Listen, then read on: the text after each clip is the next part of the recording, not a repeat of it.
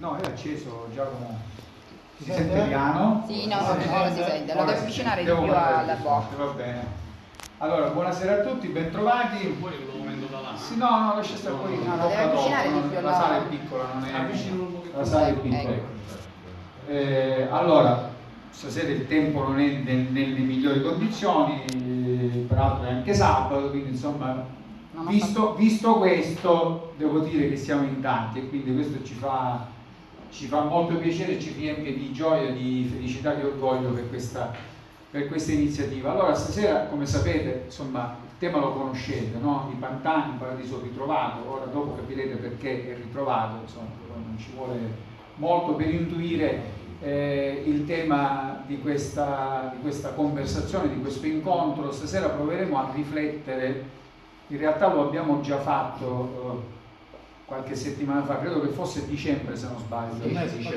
Dicembre, qualche mese, 10 dicembre, ecco, era il 10 dicembre, in realtà questo è un incontro che abbiamo già fatto il 10 dicembre nell'auditorium del Polivalente Scolastico, incontro anche in quel caso promosso dall'Associazione Avanti Tutta Sicilia del mio caro amico Settimo Minnelli, a cui adesso darò da poco la parola. Quindi sostanzialmente quella di stasera è un po' una sorta di replica di quell'incontro che fu molto partecipato soprattutto dagli studenti, dagli alunni, ed è un'occasione per riflettere su questa straordinaria potenzialità che è rappresentata dai pantani che si trovano nel nostro territorio, i pantani di Lentini o di Catania, non si è mai capito come li dobbiamo chiamare, i pantani di Lentini, di Lentino Catania, e il pantano di Censale, che si trovano, come molti di voi sapranno, a sud e a nord della foce del fiume San Leonardo. Una straordinaria risorsa naturalistica, una delle più importanti della Sicilia, credo, se non ricordo male, Roberto, 1 migliaio di ettari in tutto, forse ancora più grande,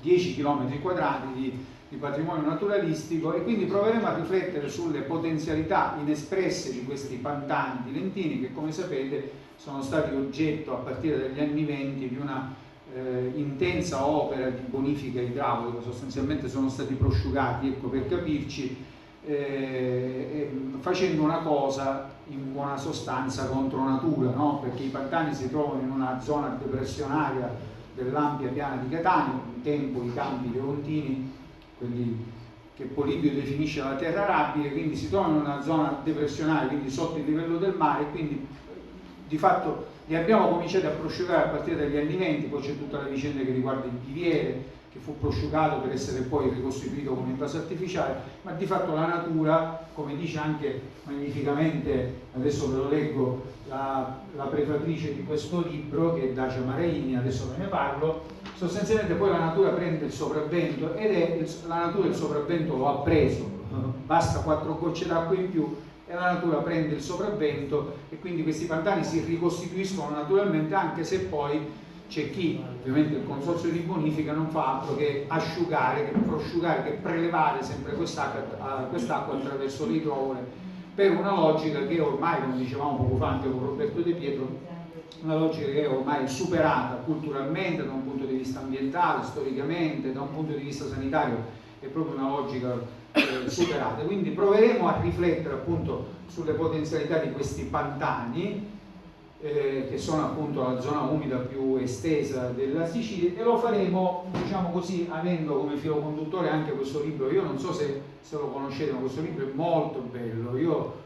Giacomo ce l'ha, io l'ho comprato questo libro tanti anni fa, lo beccai da Cavallotto, ovviamente mi incuriosì, ovviamente perché è edito da Cavallotto, di edizioni Cavallotto, mi incuriosì, l'ho letto in una domenica, ricordo benissimo di averlo letto una domenica, ed è un libro che appunto racconta la storia di questi pantani, la storia di questa ampissima zona umida e di tutti gli interventi che poi sono stati fatti a partire dagli anni 20, opere di bonifica idraulica che sostanzialmente hanno prosciugato queste aree, e che la natura però poi si riprende dando spazio poi a una ricchissima avifauna. Poco fa Roberto mi raccontava anche delle specie rarissime che frequentano ancora oggi queste aree. Quindi avremo come filo conduttore questo, insomma, in cui si ripercorre la storia di questi pantani e proveremo a riflettere sulle prospettive di quest'area, da un punto di vista ambientale, da un punto di vista economico, da un punto di vista